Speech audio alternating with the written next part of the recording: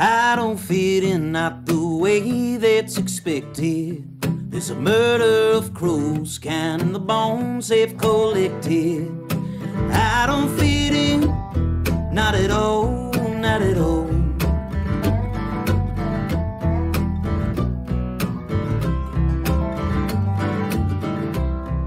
I never minded following.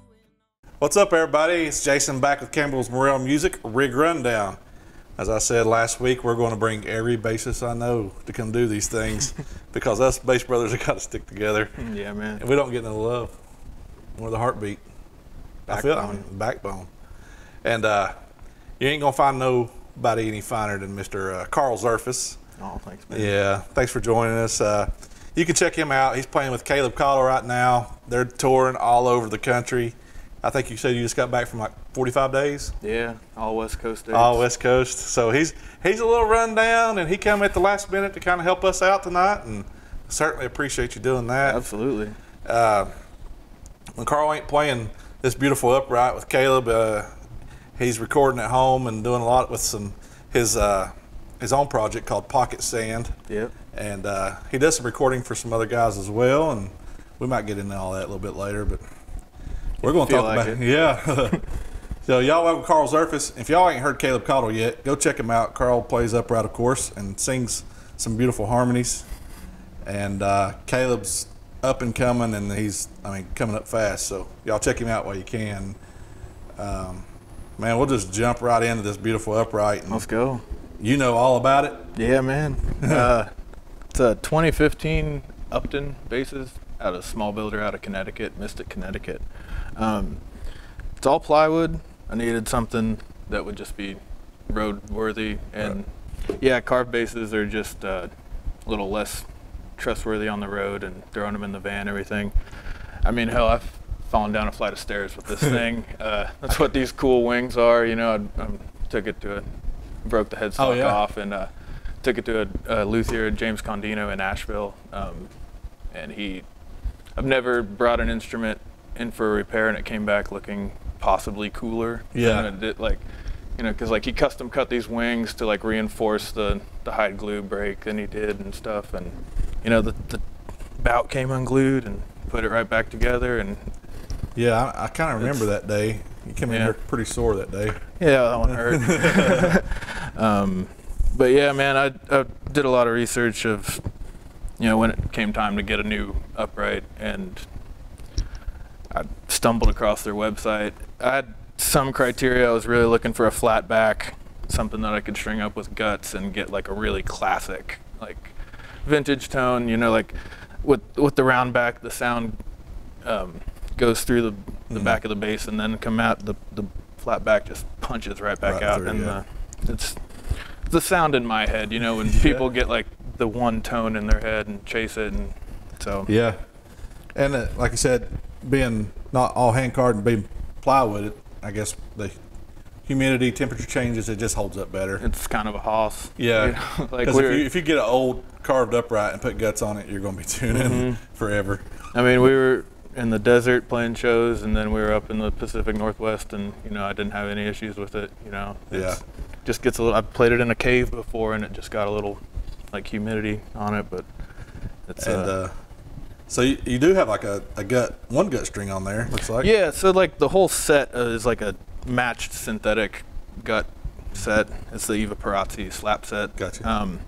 I originally this is the second set I've had on them. I had the D and G pure gut when I was doing a lot more country slap stuff, but calluses on my finger were just eating through those gut Ds. I think I replaced 2 or 3 of them, you know, at $100 a pop. It wasn't like super fun. And then they came out with the synthetic D with a gut G option, and so I gave that a try, and I've had no issues. But they're a synthetic, like, to a gut response, you know, but they have a flat steel winding on them with a coating, and so they pull just like you know, there's no like tension change or anything. It doesn't, like, my hand feels like a gut string on the E, but you know, it's way easier to amplify. For sure. I guess I could unmute myself. But yeah, and if y'all don't know, changing upright strings is not an easy chore, and it's not cheap. So, you can pay rent or buy a new set of strings. So it's not as easy as a guitar for sure. And you're talking about being amplified. You got a pretty unique system on here, which I think bodes to you well with the way you play as far as slap and regular style, and so you can get all that tone coming off the fretboard and everything, but you can kind of... I find myself always setting myself up for options, whether it's, I don't know, it's just hard to buy just a high gain amp or one trick pony things, you know, and this is something I've learned from other bass players and just asking questions and stuff, and, you know, most bass players are pretty cool and they'll like help you out. And the 2 pickup system was kind of weird to me a few years ago, and then started learning more about how stuff's wired, and it made a lot of sense. I'm running a K&K Bass Max in the bridge, and that's going out to my main input here, and basically that's just all of the notes in the tone, like, you know, every like, and it gets most of like the finger attack too and stuff. But I'm running a K&K piezo. I just touched it. Yeah. So it's just under the fingerboard around like where the 12th fret would be. But its whole purpose is to like get the string click sound. Yeah. And so with the EQ and stuff, you can do, you know. Yeah. So getting the fingerboard slap and when you're not even slapping, it's like, it almost brings like a woodier tone to the DI signal, which is cool. But it's also a pain to run 2 cables a lot of the time. So if I'm just doing mostly like backup stuff, I'm just running the wing pickup, you know. And so it's cool to have the options of the fingerboard pickup and the bridge pickup for sure. If y'all have never seen Karl play before, he does a lot of slapping, or he used to do a lot more than probably do now, right? Yeah, and taking the back seat. And he would come in here with his hands all bloodied and skin falling off, but he's definitely one of the best around. And as far as that style goes, in my opinion, so I appreciate it, man. So you're coming out of that dual pickup system into this radial bass bone. Tone bone. It's a dual. I mean, it's a pretty versatile preamp where you can run 2 different basses. If you just had 1 pickup, you can run an electric and switch channels. It's got some switches inside where you can make it run both channels at the same time, and which is how I've run it. So I've got the level 1 input is the fingerboard, and I don't need like a full EQ section on it, so I just crank that one. And then the middle of the level 2 section is where I run the bass max through, and so I get a little high, mid, low, and then there's a low pass, or high pass, on that channel.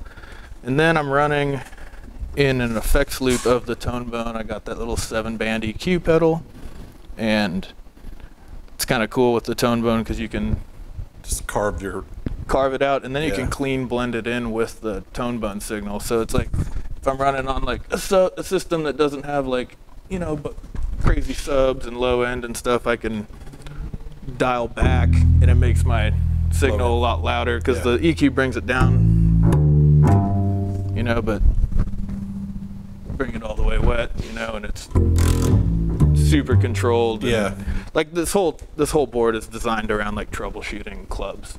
You know, and going into different places, not knowing what you're getting into. Yeah, like present company not included, but like most people don't know how to mix an upright. You know, they see it and they're like, oh, it's just like a P bass, you know. And, and it's a whole different animal. And then you know, and traditional players, and especially with upright players, anytime you amplify an acoustic instrument, you're going to lose some of the acoustic nature of the instrument. But you want to try to get as close as possible to sound the way it sounds acoustically.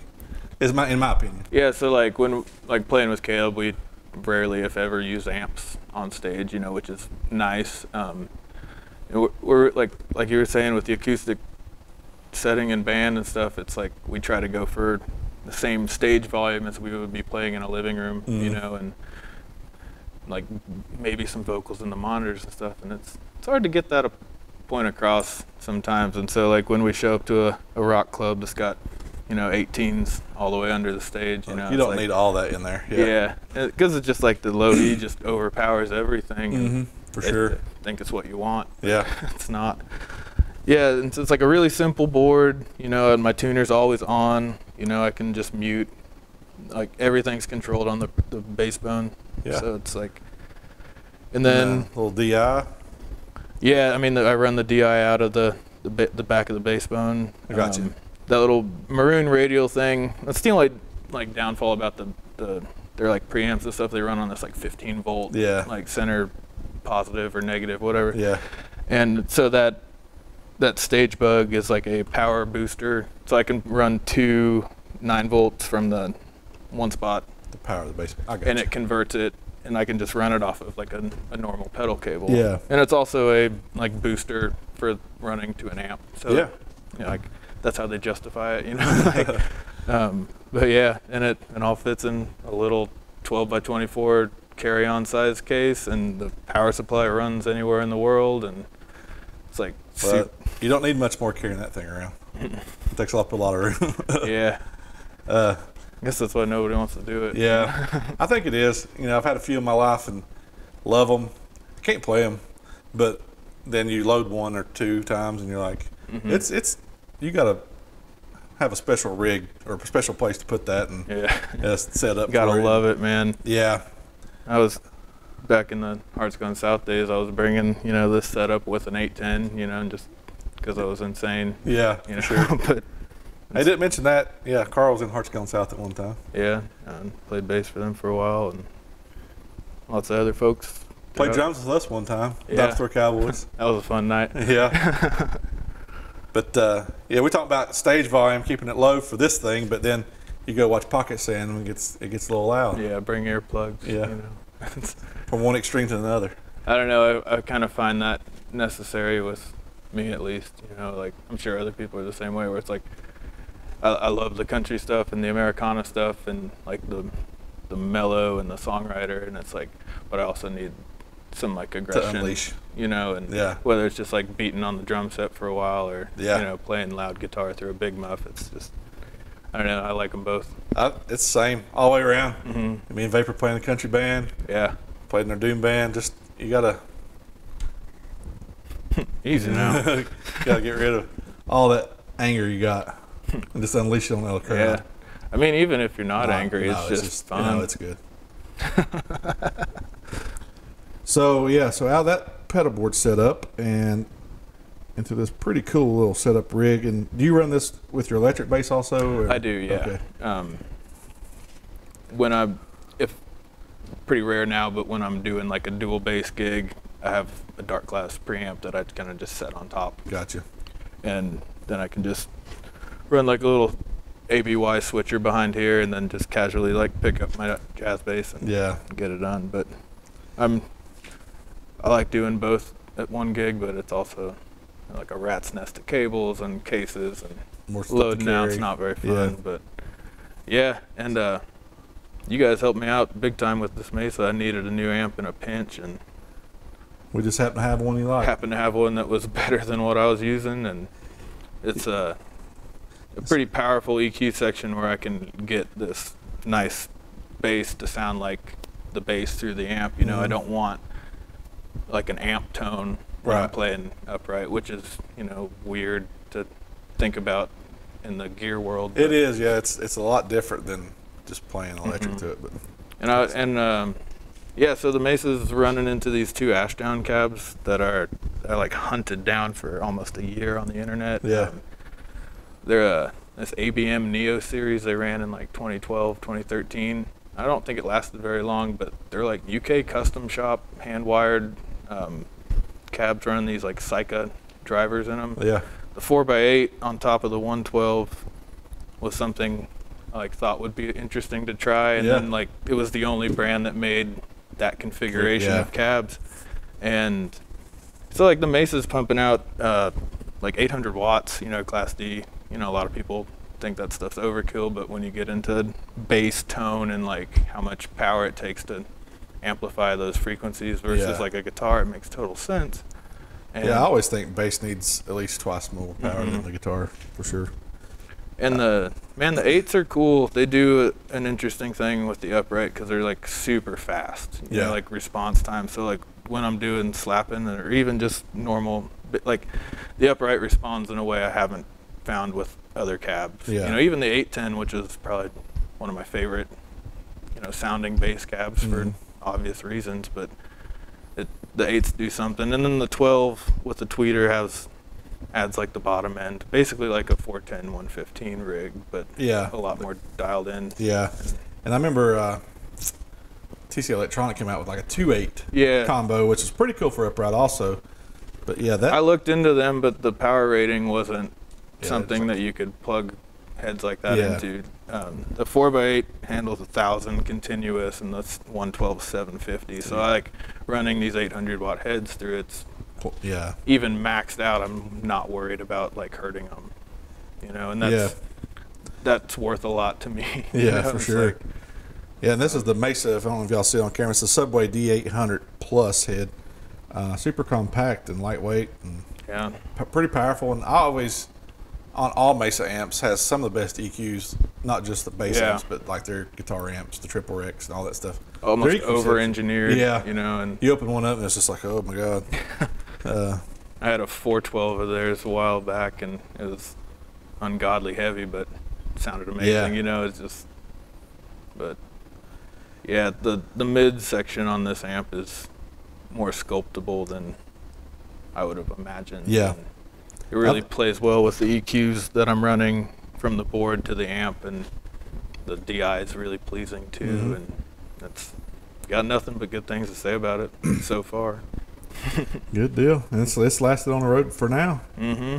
Man, you'll just give a little demo, play a couple little things or something, or don't know how interesting it'll be.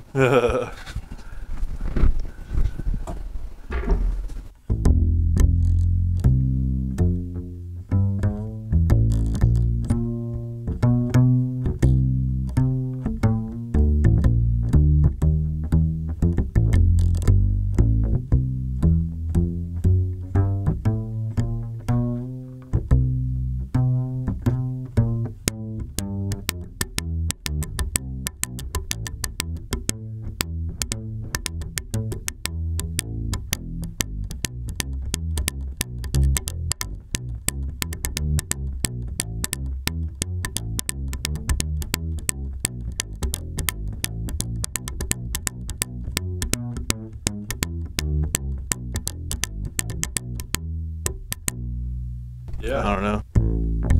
Yeah. Yeah, and that Get you one that does both. get you one that does both, but it ain't that easy as it looks. I mean, because I've tried it, and so I, you know, another band that Karl used to play with, the Sammy Guns band. Yeah, man. And good old honky tonk music, and I mean, those are some wild days. yeah. And Karl would wear that slap out, and it is always impressive. And maybe we can encourage Sammy to get back out there and play a few more for us. Now we're supposed to be doing some recording. Yeah. So He's all talk. He's you know, he's gonna have to come out. man, and play he's got stuff. his responsibilities. All responsibility. You can put that on the back burner. Sorry, Sarah. But no. So yeah, I mean, all kinds of bands. Karl comes from a long ways to get here. You know, he went to ETSU, graduated from the program, and, out of Manhattan, Kansas. Is that right? Yeah, man. The Little Apple. I think I even know your address out there. No, I can't remember. Shipped Dad a couple guitars, so that makes sense. Yeah. So, You're not some like weird stalker. No, Karl's dad's great, and I'm sure had a big, huge influence on your musical absolutely. career. He's my favorite bass player, man. Yeah, so. He's just like an older version of Karl, basically. Just cool as hell, and a little nicer. Yeah, that's probably true. I'm just kidding. No, you're not.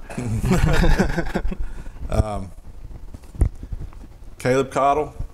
Yeah. Yeah, y'all check him out. We're gonna throw up a link to his stuff. We're touring nonstop, so come see us somewhere. Yeah. When you go back out?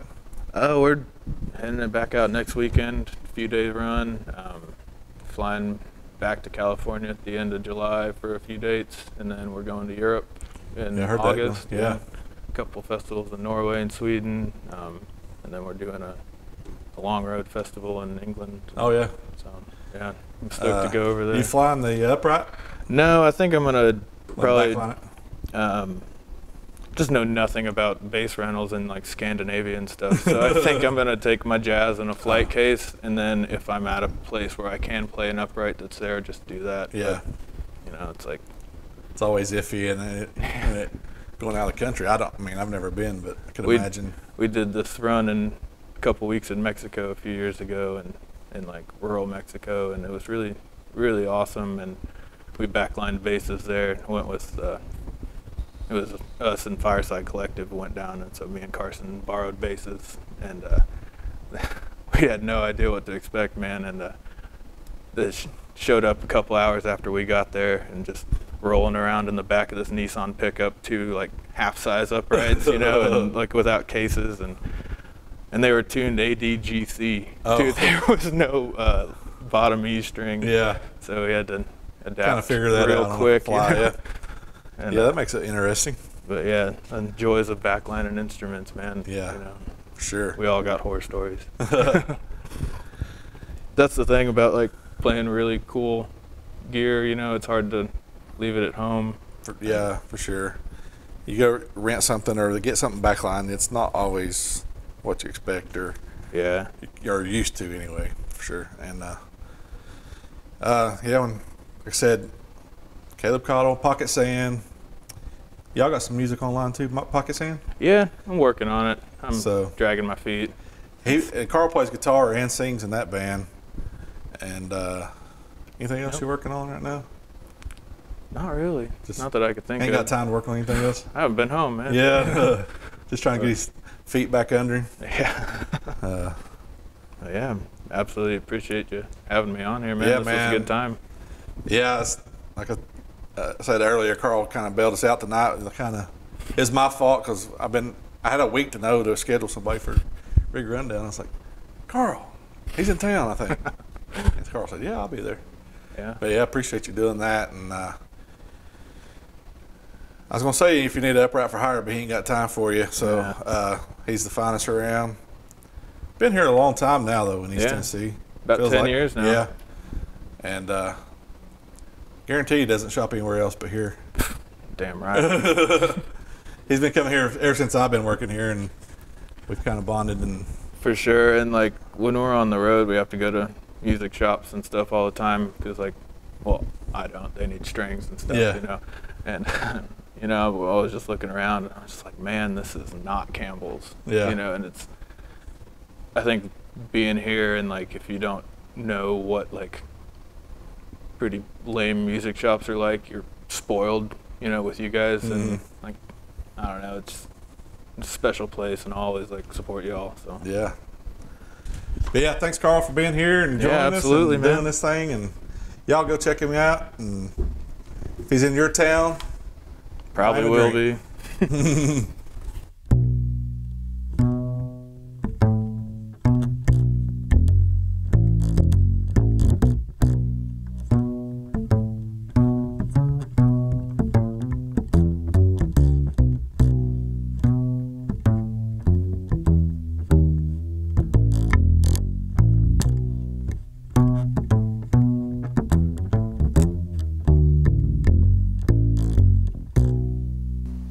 Sweet, man. Sounds great. Yeah. Y'all come see us at Campbell's Music.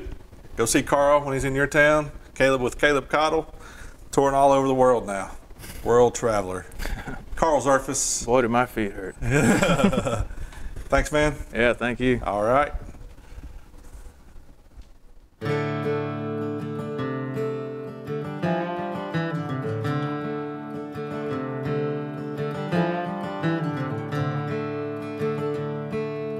Blue-winged bird, lead me down the river.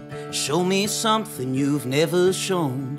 Like the train, we'll trust the trestle. Bellow my homeward song.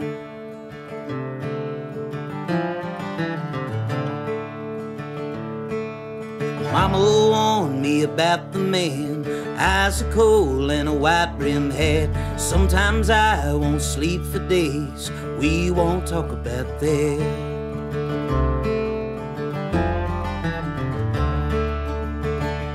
There's a road, crooked and wide, battling canyon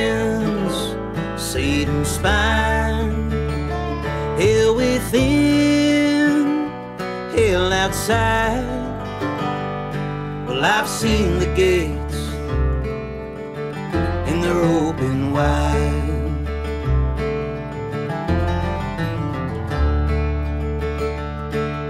The coat I brought is soaking wet.